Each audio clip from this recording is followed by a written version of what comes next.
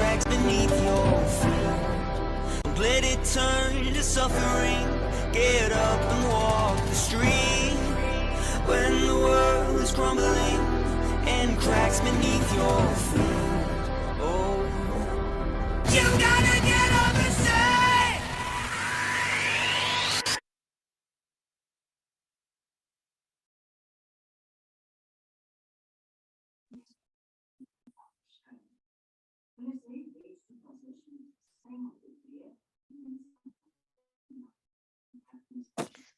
Tungai, please unmute yourself. Dylan, I wonder if you can unmute our core speaker. Thank you so much. I'd started with a bang, but let me do a quick rewind and replay. Good afternoon to the beautiful people of Muzanzi this afternoon. My name is Tungai Masendeke, and I will be your host, or rather co-host, for this fantastic, phenomenal session, IWCP Women's Wellness Seminars this Women's Month. I am excited because today we've got a fabulous host of ladies that are going to be joining me for our first topic entitled Breaking the Glass Ceiling. But I always love to start by checking the temperature. If you're in Johannesburg today, you know it's breezy and the weather does something. I had this fabulous, colorful outfit prepared, but it was sleeveless. And then the weather today is very chilly. I had to revise my outfit, which I had planned meticulously for 7 days before. So I want to check the weather. Emotionally, how are the women on this session doing? Miriam, please unmute. Tell us, how are you feeling this beautiful Wednesday afternoon? Good afternoon, everybody. Hi, Tungai. I am actually looking forward to this. Yes, it's cold, and I thought it was gonna be a very warm day, but hey, it's Joburg. We get what we get, and we take it as it comes. But all the best and enjoy, ladies. Thank you so much for joining us. We've got Yana in the building. I hope I didn't botch that, but please tell us, how are you feeling today? And hopefully the weather hasn't gone into the emotions and feelings today. Yana, are you there? Oh, hi. Are we talking about? I'm feeling wonderful and loving the vibe on today. Beautiful. I've got a brave hero in the house. Her name is Petro. She has a video on. Petro, tell us, how are you feeling today? How are you doing? Feeling good. Thank you, Tungai. Happy to be here. Looking forward to the session. Thank you so much for being here. I also want to extend a lovely welcome to Maxine, another brave woman with her camera on. Maxine, tell us, how are you doing today? Maxine Chetty?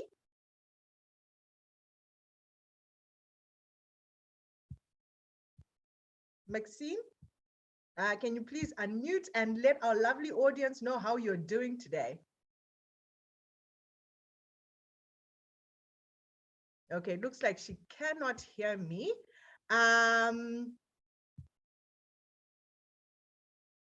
Nicole, I see you are in the house. How are you doing today? And what are you expecting from these marvelous co-panelists of mine? Is Nicole there? Oh, well, thanks. And I think I'm just expecting to learn a lot more. All right, brilliant. So ladies and the gentlemen that are joining us today, I would love to take this opportunity to introduce my co-panelists who I will be having a dialogue with today. Let me start with Yoke. So Yoke van Dam is passionate about the buying brain and became obsessed with persuasion, sales, and influence ever since she started selling pizza at the age of 15. Through her company, which she founded, Y Connect, She empowers leaders and teams to find their voice, step into their power, and speak in a way so that people want to listen to them. As a qualified behavioral change coach, she teaches leaders and sales professionals how to get people to buy into their ideas and to action them.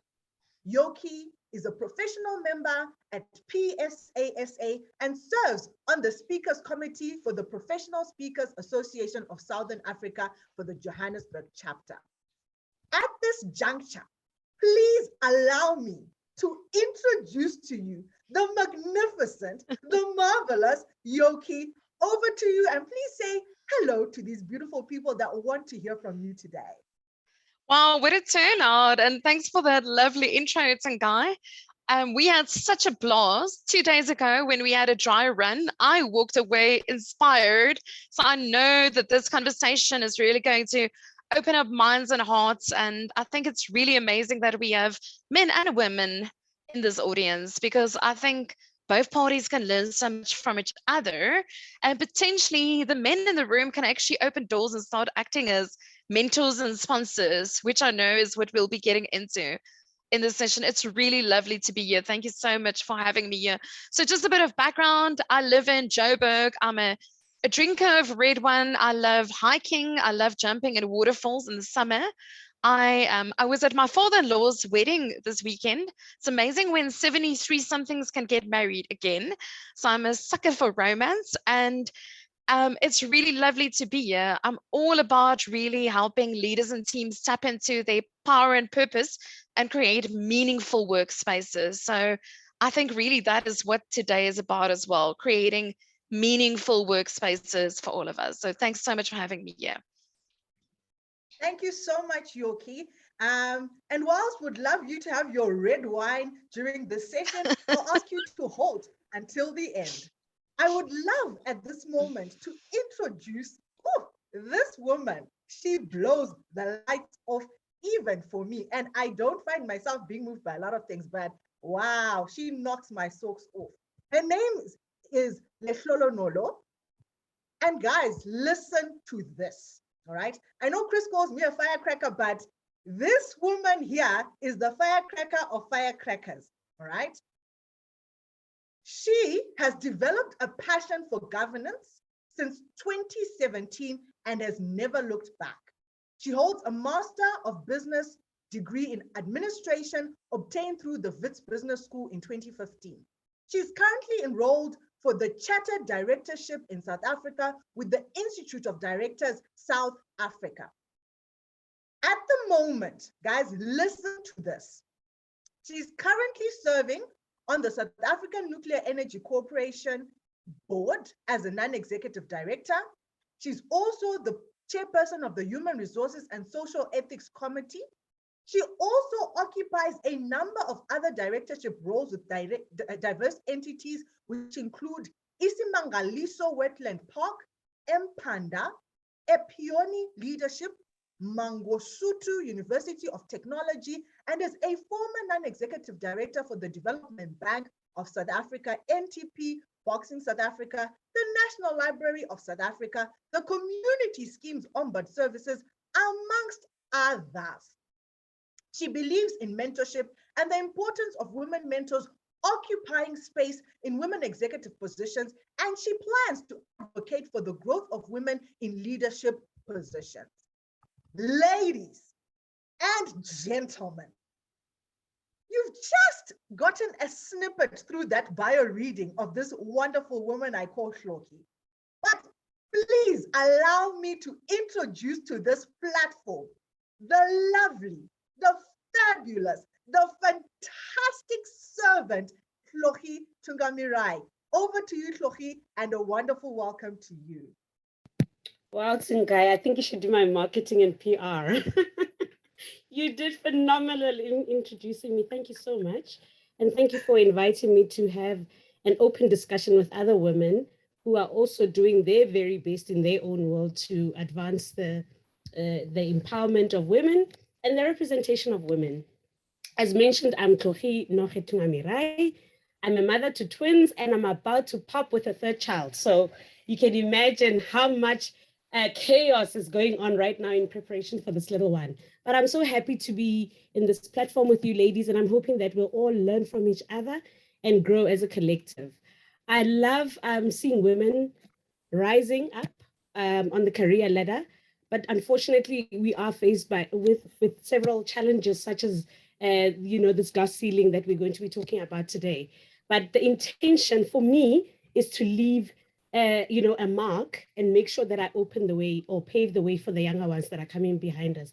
We'll unpack more, and I'm sure that you'll learn more about me as we discuss further. But thank you, Tsungai, for inviting me. An absolute pleasure to have you today, Flohi. And my last co-panelist, and remember guys, last does not mean the least. We have a powerhouse amongst us, and they say charity always begins at home. We couldn't have invited these external people without inviting our own. Miss Tendani Manchumuli. Just to give you a little bit about Tendani, she's an executive for strategy, governance, and support in the Liberty Group Customer and Advisory Business Unit. She has fulfilled various roles within the Liberty Group, including being an economist for the insurance business and CFO for Group IT. Before joining Liberty, she was a senior economist at the SARB, South African Reserve Bank, and prior to that was an economics lecturer at the University of Limpopo. Her interest includes behavioral economics with a focus on consumer trends, and she's a proud grandmother and a runner. She holds an MS Economics from the University of Kentucky in the US. Ladies, gentlemen, give an amazing applause. If I had a drum, I'd use it. The terrific, the marvelous, the magnificent Tendani to the platform. Welcome, Tendani, and thank you for honoring our invitation this afternoon. Thank you. Thank you so much, everyone, and thank you for the introduction. Yeah, I think the proudest title that I have is that of a grandmother, because my grandson had COVID in utero last year. He overcame it, and so for me, he's my hero. And yeah, I am a proud Liberty executive in the client and advisor experience business, and I am also a runner. So I'm very interested in hearing from all the women here, because I'm also an aspiring certified director. I'm just about to finish that. So I was very interested to hear from Elishonolo, and hopefully we make contact after this.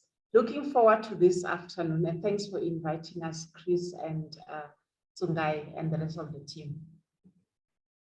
Without further ado, ladies and gentlemen, Tendani has opened the runway for us.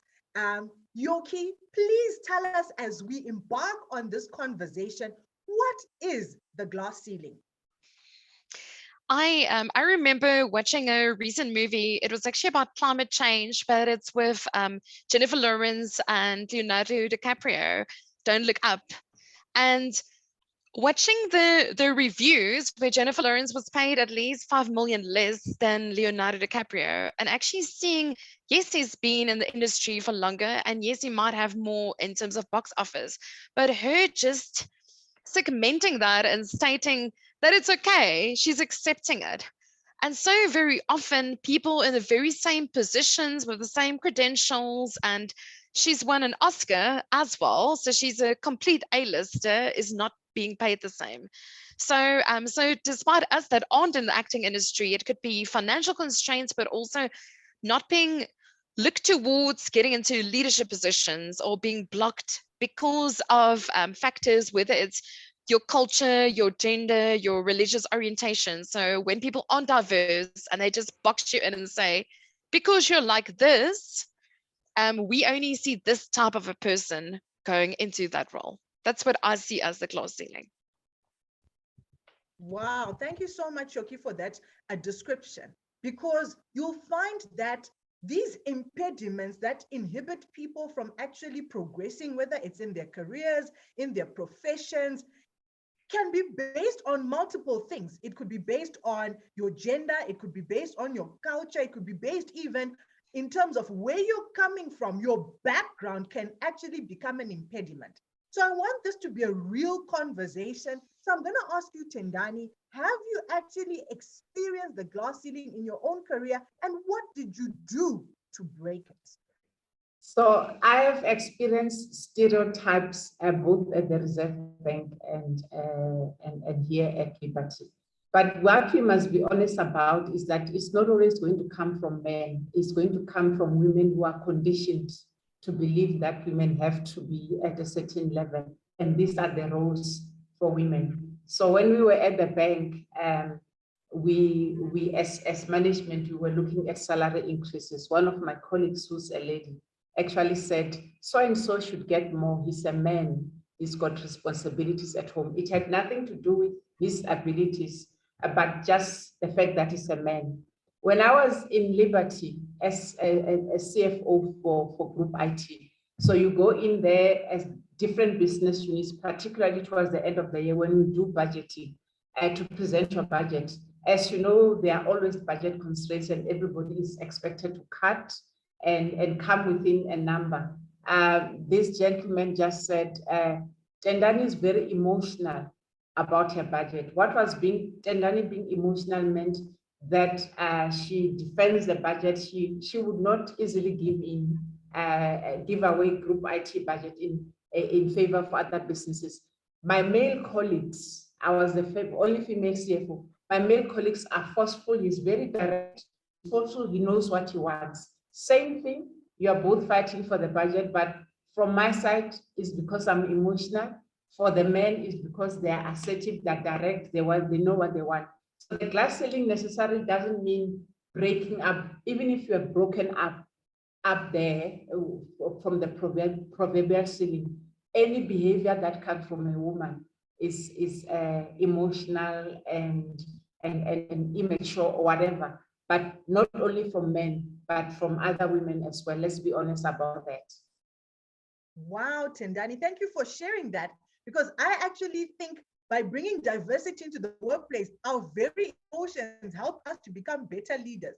But like we said, it's some of these stereotypes that actually inhibit people from then accelerating in terms of their professions and their careers. Chloe, tell us, as a director, a well-accomplished woman, what sort of barriers or inhibitions have you experienced in your career, and how did you handle it?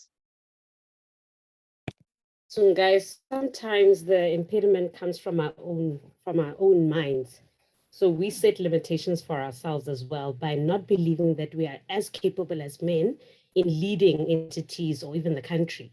So I think the first change is also with ourselves, in believing in ourselves and knowing that we are also capable of, executing in the same way that men do. I was saying the other day that when I was appointed on my first major board, I had to prove myself far more than what the man would. So when they arrived, they referred to Mr. whoever, and I'm referred to as my first name. So that's already just telling you that there's a level of seniority when it comes to the man being Ntate Mama, whereas I am called by my first name. So that's the first thing. So you have to work as hard as far more than the man. That's the first observation that I made, that you have to work twice as hard to prove yourself worthy to be serving on that board.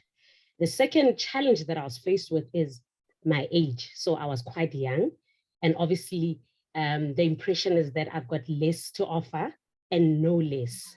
So the question is, can she count up to 10 without taking her shoes off? Does she have matter between the ears? Just because of the age, the gender, so there are various challenges that one faces as a young woman serving on boards. But obviously then the intention is to educate more by ensuring that you are overly prepared. So I would over prepare for meetings to ensure that I can add value in the discussions that are raised at the board. So that's the first thing, having to prove yourself. But how I've overcome these kind of challenges is through education, like I said. So I started, I went to WITS to do the MBA. Obviously that's very generalistic. So I needed to be a specialist at some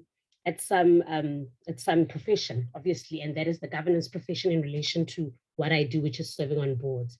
So once I had the MBA, which gave me a holistic view of business or leading an entity, I then ensured that I was equipped with the right tools to be able to navigate my way. So I went to the Institute of Directors, where I then did several courses, Director 1 to 5, etc. So there's a various path that you follow until you get to the final stage, which is the Chartership Director, which is where I am. So it's been over a few years that I've had to acquire this expertise or tools to ensure that when I speak, it's from an informed place.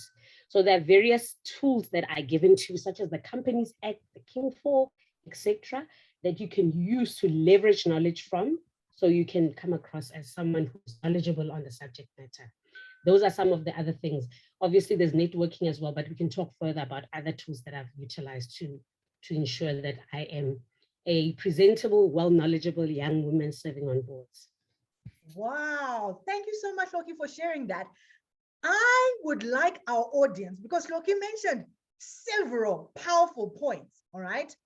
And one of the things that stood out to me as you were speaking was hashtag I will still be here counting to 10, right? So if you are in this room today and you believe, in yourself that you will still be around having impact and making a difference, hashtag counting to 10. I want you in the chat room to respond with hashtag counting to 10, because Lohit, you know what? We are going to be the change we want to see, as you have said. We'll not allow these limiting beliefs to hold us back. Cheryl, I see you, hashtag counting to 10. Quentin, counting to 10. Renee, counting to 10. Simongile, counting to 10. Leandra, Floria, do you see you've started a revolution in the chat box? Hashtag we shall be counting to 10. No more excuses.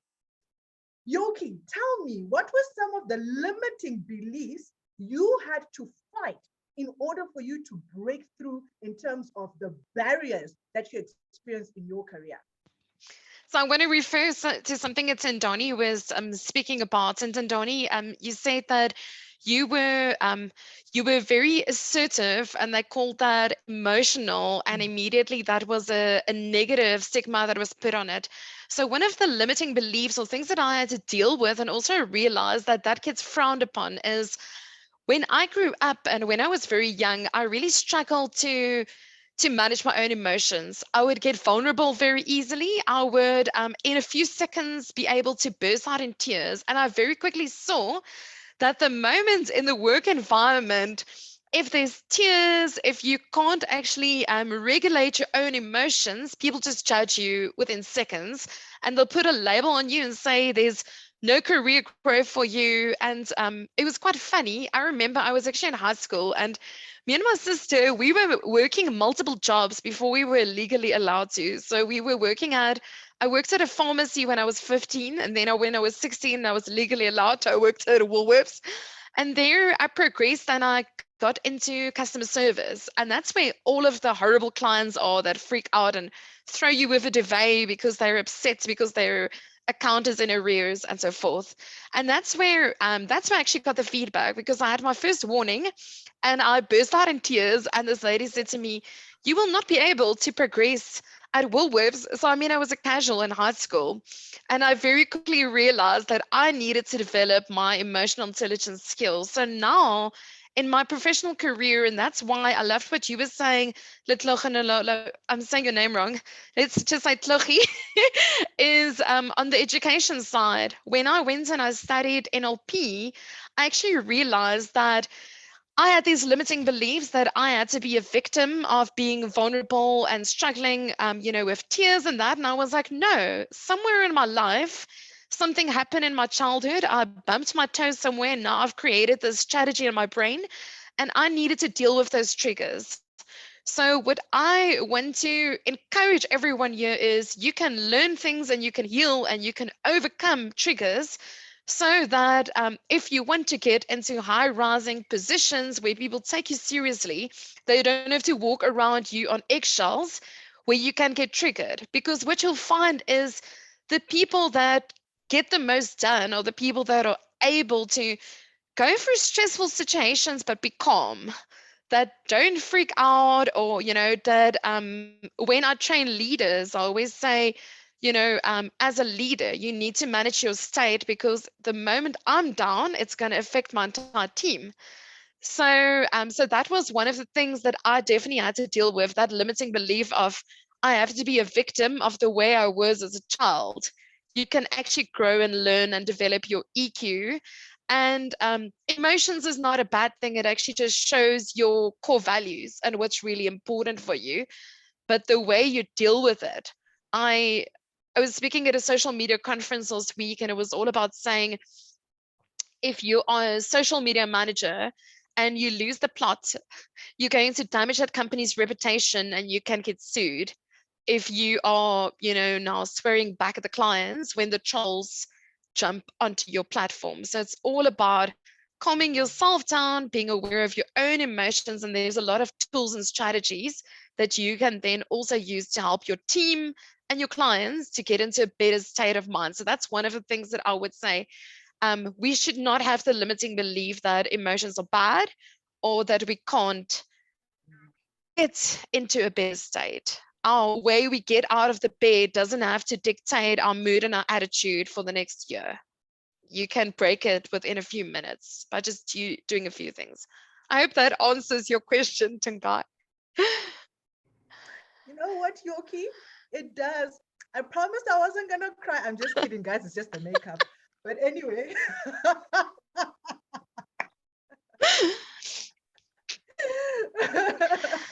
So one of the things that my wonderful panelists have alluded to is the importance of unlearning and relearning, as well as just learning new things. All right. So Tloki mentioned that she upgraded, what was between her alma mater. Is that how you put it, Tloki? She upgraded her alma mater. She went to school, she upgraded her mental software. So ladies, and I'm speaking to you here right now, to break the glass ceiling, if you went to school in 1884, that was relevant to get you the promotion in the 1900s. But these are the 2000s. You need to keep on upgrading yourself, because they say if you're not continuously reinventing yourself and innovating, you will die like BlackBerry. Guys, do you still remember BlackBerry? Right? Some of us have forgotten it, unless it's spoken about in a seminar or a platform like this. But you do not have to die. Your legacy can live on as you break these glass ceilings, because you continuously reinvent yourself.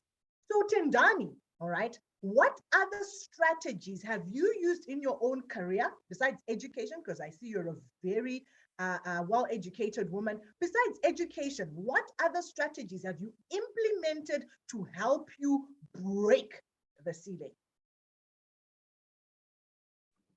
The biggest strategy that I think I implemented is being myself. When I first was appointed to an executive committee at Liberty in particular, there were men who were very assertive. They call themselves shapers. I walk into a meeting and shape it, and immediately I get the results. That's not me. I'm an influencer. I work by collaboration, and I get buy-in by influencing people. Secondly, there's a saying by an American economist. It's not a saying, but this is what he believes, that an imposter syndrome says, I don't know what I'm doing. It's only a matter of time till everybody finds out that I'm an imposter and I'm not supposed to be here. And change your mind to saying, I don't know what I'm doing yet. It's only a matter of time until I figure it out and become an expert in it. And my younger self would rush in a meeting so that people can know that I'm here and I deserve to be around the table, to just have a view about everything else. Not having an opinion does not necessarily mean that you are stupid or you don't do anything. It's having an open mind. It means you have an open mind, you are willing to listen, you are willing to learn, and then formulate an opinion of complex issues. I think we rush to be the first one to say something so that I can feel relevant. Even if I don't understand something, listen to respond instead of listening to understand and having an opinion and saying, oh, this is something else. Saying I don't know for me really helped me, because sometimes when you go up higher within an organization, you become a generalist in the sense that you are not going to be a domain expert in each and every area that you run. I mean, I run 6 different areas and I'm not an expert in all of those. One or two, one which is strategy, I'm pretty good at, and governance. But the rest, I'm not an expert in. It's okay to be there to ask questions and to learn. And the team grows by you asking questions from a different angle. I'm an economist, and my understanding of things is very different from that of a lawyer or an actuary or an accountant. Don't try to be the lawyer or the accountant. I am not an expert in that. And I will ask questions coming from my background as an economist. And I find that it actually makes them think, because domain experts have a problem that they've always looked at things a certain way. But the higher you grow, you need to have a generalist idea, which is, Likronolo talked about the MBA being a generalist as a degree, and then having a domain expertise in governance in her case. But the point I'm making here is be authentic to yourself. Don't try to be a shaper if you're not a shaper. You can influence like me. I get results by collaboration and influencing and listening. And also saying that, oh my goodness, this is the first time I hear about this concept. What does it actually mean? In a meeting with my peers and with my subordinates, what does it actually mean? Oh, okay, I understand now. I'm not embarrassed to ask questions or pretend that I'm an expert in everything. And this is how I find that I don't stress and put an unnecessary pressure on myself to be an expert. There's nothing like that. You Awesome. can't be. Thank you so much, Tindani. Sorry?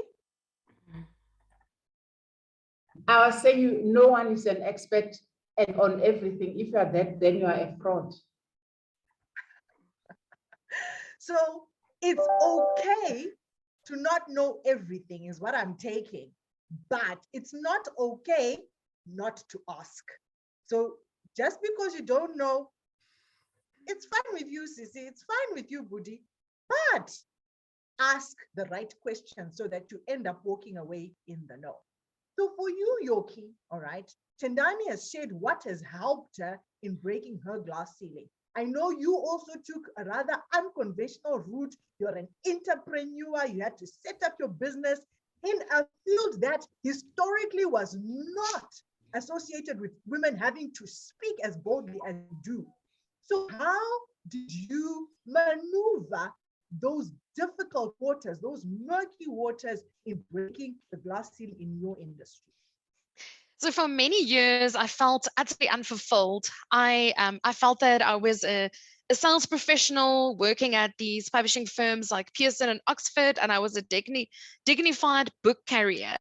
And I would drive 7 hours, do a presentation, convince these people to purchase these textbooks or prescribe it, and I would feel like dying of boredom and unhappiness. And what I did is I uncovered my purpose. I actually saw someone, and that's where role models comes in. So is there someone that's doing what you would love to do? Is there someone that has capabilities that you think like, wow, I would love to do that job? Go speak to them, ask them which route that they follow. So the first person that I nearly fell off my chair, I was in a presentation skills course, and Deshan Kaisel, she climbs the 7 summits, and she's climbed Everest 5 times, probably more times now. And then she comes back and speaks about resilience, endurance. And she said to me, there's no formal route to becoming a speaker and facilitator at that stage. She was like, join Toastmasters. And I know Yona in the room, and Pavlovic's actually in England now, but I met her originally at my very first Toastmaster club in 2008 in Pretoria.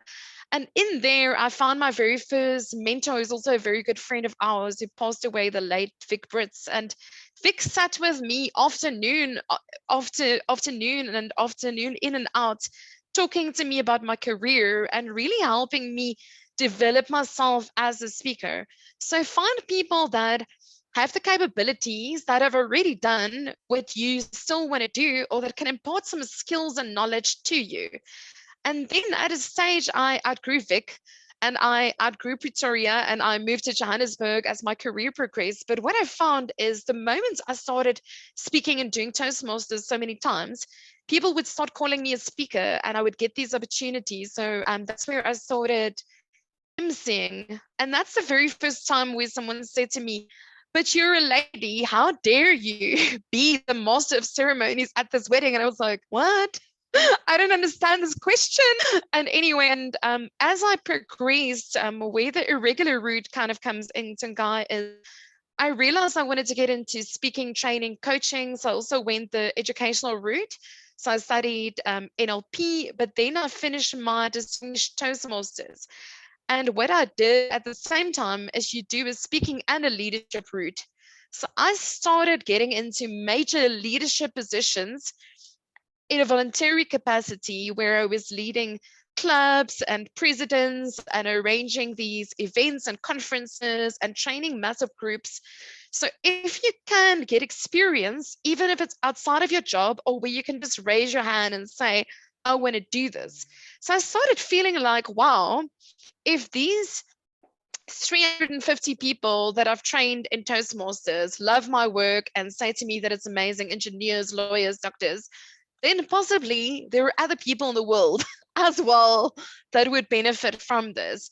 So Malcolm Gladwell speaks about the 10,000 hours of becoming an expert. Put in your hours, build your credibility. So as a speaker, I needed time on my feet. So I got that through Toastmasters. And then while I was still in sales, moving into Entrepreneur Magazine, I started asking my mentor at work. He became a sponsor and he was like, I know you hate sales and you want to get out of it. What do you want to do? And I said to him, I want to get into training and I'm studying this NLP. And he said, why don't you start training people at Entrepreneur Magazine on what you learn? And then clients started asking me to come and speak at their conferences. And I started like a side hustle while working at that company. So everything doesn't have to be so formal. By the time I actually started my business, I had so many reviews, testimonials, and experience of actual experience. And a lot of it was done in the informal thing, after hours, weekends, but the time was done on the feet. So I would definitely say like role models, get a mentor, and find a sponsor. Whoa. Coming back, that was a mouthful, Yoki. And thank you so much for those brilliant strategies. Get a sponsor, get a mentor, make sure that you put in the hours. It's not going to fall into your lap. Sometimes you'll have to hunt for it. Sometimes you'll have to break those doors. And I think one important element you highlighted for me that I want Hloki to actually come in and hone in on is the networks, all right? You joined Toastmasters, and I feel your career took a rocket with a very high energy flowing propeller once you joined a particular network. So, Hloki, to what extent does networking and having visibility in the right communities and in the right kind of environments, how important is that in helping one to break the glass ceiling? Yeah, networking is extremely important, but obviously it's in line with everything else we've spoken about. So I haven't been so lucky with mentors, and I was telling Yoki the other day, because at this point, women say, I struggled so much to get here. Why shouldn't she? Right? That's the mentality that I should be alone and represent women by myself without pulling the rest with me. So that's been my experience. But there are fortunately platforms that allow you to meet with other like-minded women, such as the IOD events. So the events where you can meet individuals and share insight on the different challenges or successes that you've experienced, and also forge relationships. So it's the IODSA, it's conferences, for an example, where you meet other women in leadership positions to share experiences in the same way we're doing here. Even panels such as this also create platforms. I've now connected with Yoke, and we have connected even on LinkedIn. So the other day I was saying that fortunately our social platforms that have allowed us to go outside our circles, such as LinkedIn, where you can make yourself known, where you can also make a decision of who you'd like to connect with, and maybe grow relationships from that perspective. So I rely quite a lot on networks to elevate my career. But I also obviously rely on other engagements with women where you can actually, when successful, meet up with other like-minded women as mentors or mentees and share insights. So me being a mentor doesn't necessarily mean the learning is one way. I too can learn from someone else I'm mentoring in different aspects. So the intention is to grow in different facets. So we're talking about emotional intelligence. So you can literally have a mentor that you focus in different areas with. So whether professionally, whether personally, because all of that makes you who you are. But also I like what was spoken about regarding being authentic. I said to some guy the other day, do you think I need to wear makeup? And she said, just be yourself. And then I didn't wear makeup because this is the space that I'm in now, But I also like what Tendani was saying about bringing yourself forth, bringing your true self forth. So I'm now realizing there are other like-minded women that say, you don't have to be what you're not. Be whatever that you want to be and present who you are authentically. And automatically I've seen synergy with Tandani to say, okay, she'll allow me to be who I am. So naturally I want to align myself with her. So that's a form of networking as well, because you're going to identify areas that are similar to yours. Yoki is talking about ethics as well. That aligns very much to who I am. So naturally, I've now found a connection that speaks to the values that I carry. And that's a form of networking as well. So networking definitely is one area that I've leveraged off. And I think even women on this platform today should definitely be encouraged to do the same, over and above everything else that we've spoken about. So guys, Flohi has mentioned some extremely important points. Your network will determine your net worth. Stop hanging around the boozers and the kokololis, as Miriam likes to say it. Upgrade your network, upgrade your career, upgrade your paycheck. It's inevitable. It's a success formula. Flohi is there. She has experienced it, tried and tested formula. So if you believe, all right, in what Flohi has shared, show her some love. Give her an emoji, guys. We are women, we have emotions. Show her some love. Get her with some emojis because we agree with what she is teaching us here. I see Miriam has put on a lovely heart. Jocelyn, ooh, I love those hearts on the face. Show her some emotion, guys. Is what she is saying helping you today? Are you transformed? Are you inspired to break that glass ceiling? So as I move on to Tendani, Floki mentioned something very important, all right? She said that there's some women who, once they are in those high offices, they remember the struggle, how tough it was for me to get to a particular place. And then they're like, it's breezy up here. I could do with just being the special one. I could do well with being the only anointed one in this room. And they forget to carry the other women that are behind them. So I'm going to put you on the spot here, all right? And ask you two questions. Number one, how important is it for people generally to facilitate breaking the glass ceiling for other people? And my second very personal question to you is, how are you helping to break the glass ceiling at Liberty for other women? So if you ask my teams in finance and in strategy support and governance today, they can speak for myself in terms of what I do to break glass ceilings. It's a simple thing. So you have someone in your team that says, let me take the strategy function. You have someone in your team who does the research and do the groundwork. you take it, you, Tendani, take it and present it to EXCO, Group EXCO as your work. What's wrong with just saying, going and positioning and contextualizing, this is what we've been working on, but it's actually Yoke or it's actually Litronolo who has been working on it. Litronolo, would you take us through the presentation? Your job as the leader is to support Litronolo, but not to pretend that my team did this, therefore I have to present it. I feel that there's something a little bit small about you if you feel that you still have to compete with people in your team coming behind you. So my thing is I give people the platform, the exposure that they would ordinarily not get if I feel like I'm the only one who has to present to senior management. And guys, do not devalue yourself simply because somebody has positional authority.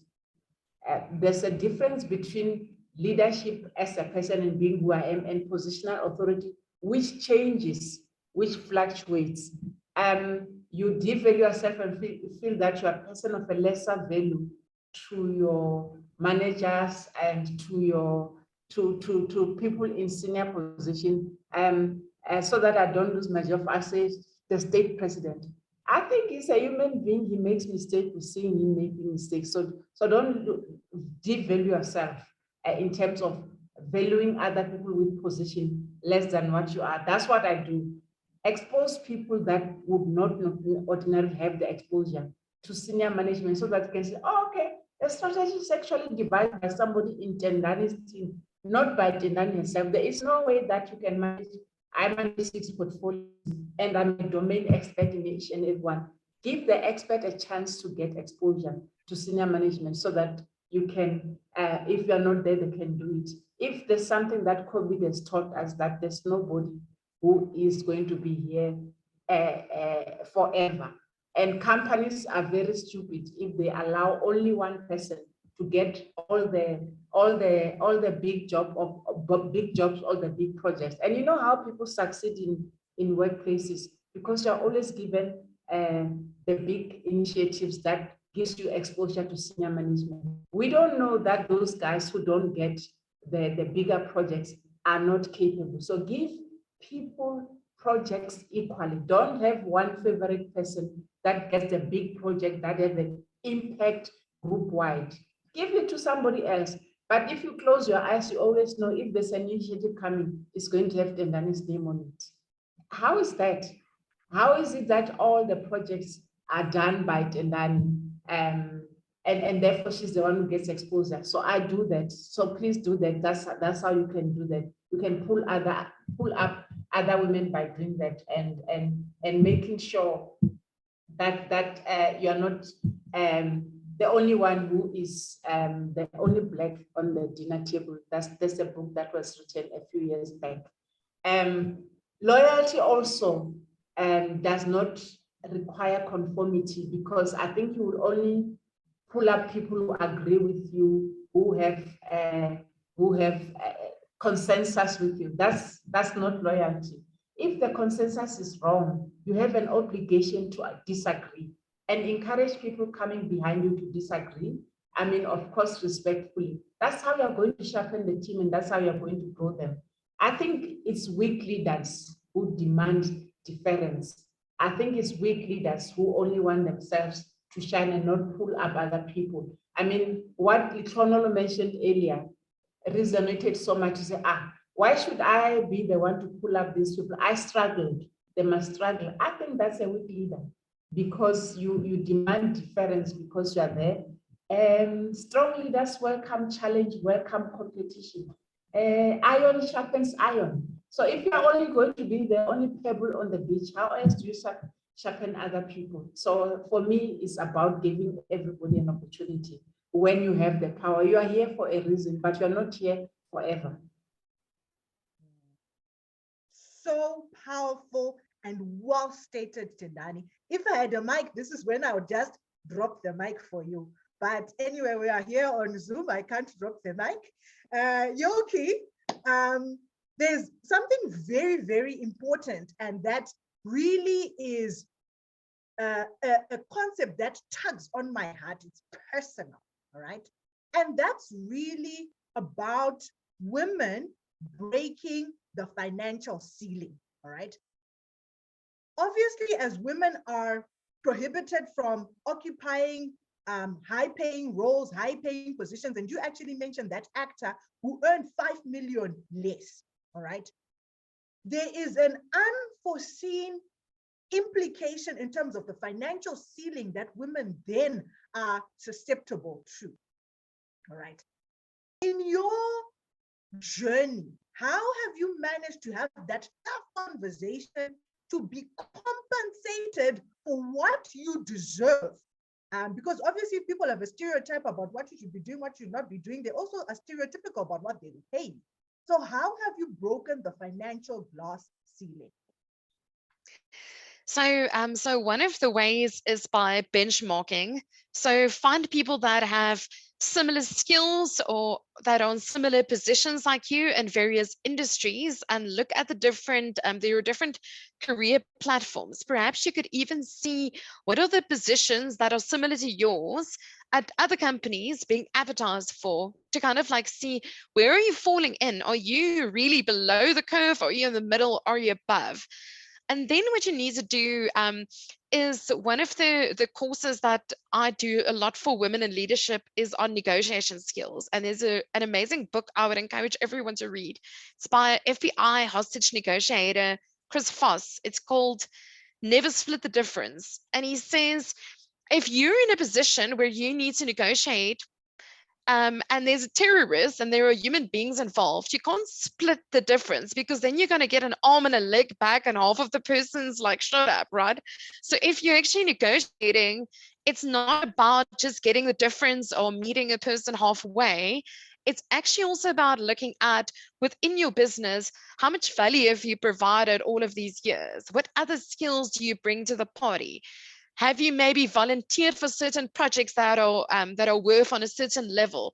So can you go and plot it out and show the real value? Can you go and plot out where you've saved the company, where you've increased profits, where you've really increased flow or costing structures? So can you show real return of investment in the business, and suddenly they will see so much more value in what you have to offer. So really that benchmarking and doing that. And then for people that are in their own businesses, I call it value-based fees. So Alan Voss is a thought leader that I really love his work. I've attended quite a few coaching conversations with him as well. He's written about more than 60 books, and he's called the $1 Million Consultant, and he speaks about value-based fees. So he says, what value are you bringing? What is the, if you are asked to do certain work for a company, how much is it costing them at the moment by not addressing that issue? How much has it cost them over the last 12 months by not addressing it? And how much is it going to cost them in the next 12 months? So when you're actually highlighting that the cost of the problem is so many million and you're going in at this bracket, you're actually showing a massive return of investment. So if you can show them what will the resolution or the shift of the problem be versus your investment, suddenly things start changing. And then also what I've done is when you're going in a different price point. So as an entrepreneur, if you're pitching for a specific project, go in with different options. So people like autonomy and they like choice. So ask them, do you want just the base option? Do you want the middle option, or do you want the premium option? And most of the time, research shows that people will rather go for the upsell. They'll go for the one in the middle because they don't want to be cheap. And I literally did this for a keynote earlier this year, where I didn't just go in with my keynote rates. I also gave them the upsell option in terms of, why don't we look at, people tend to forget what they've listened to within the next few days. There's that forgetness framework. Why don't we do a 6-week implementation program where we split up the keynote into actionable steps, where I actually gave them workbooks, referral to videos, and the leaders could then do that with their teams. So it ended up actually being a lot of work for me. But ultimately, the clients saw the value on such a massive scale because it actually led the leaders to then actually do continuous work of their teams. They didn't just listen to the message once. So ultimately, can you give them options that actually leads to an upsell that's actually going to help them further along the line, not just giving them the baseline of what they asked you. You are the expert. You know how it will really help them. Wow, what brilliant insight, Yoki. Value, value, value.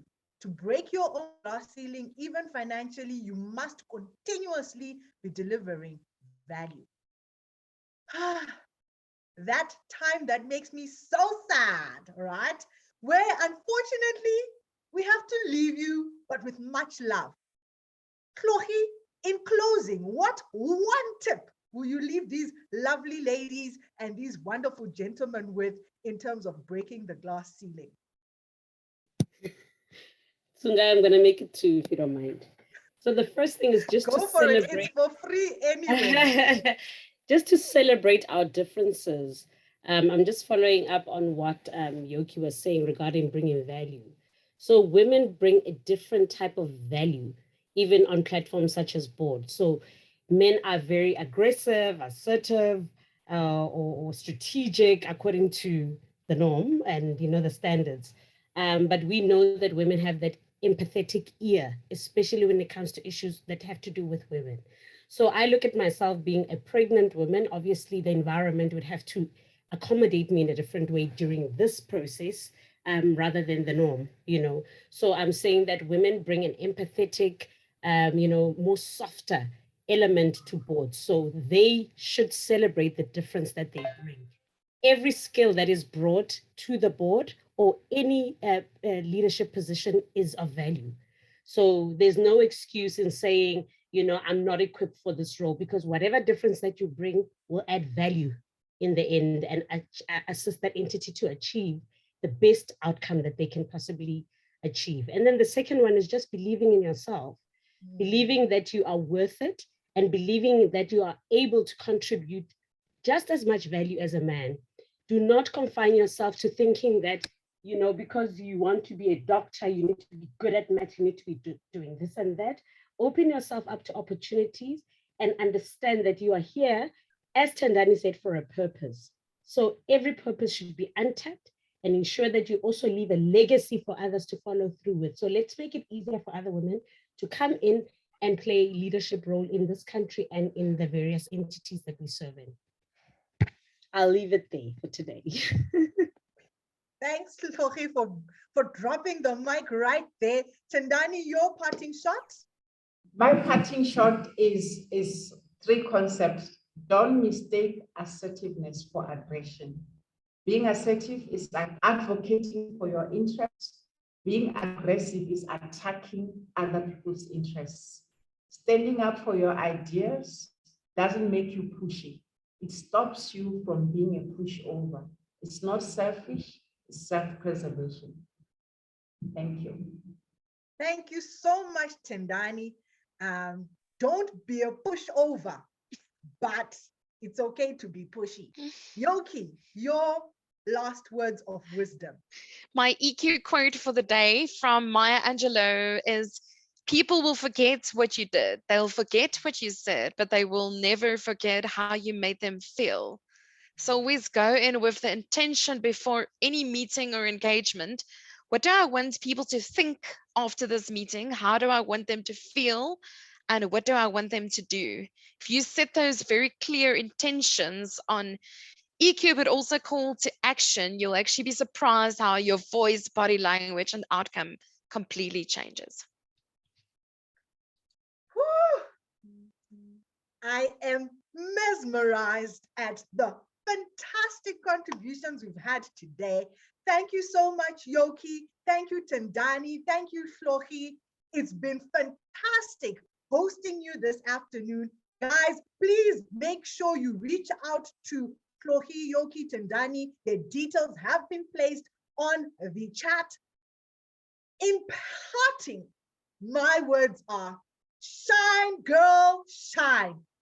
Who are you not to dare to believe that you shall be the brightest star? When you rise, do not forget to drop down the ladder for those following after you. It's been a pleasure, and we look forward to seeing you tonight at 6 p.m. for a session with the one and only Margaret Hirsch. Good afternoon, and God bless you all. Thank you.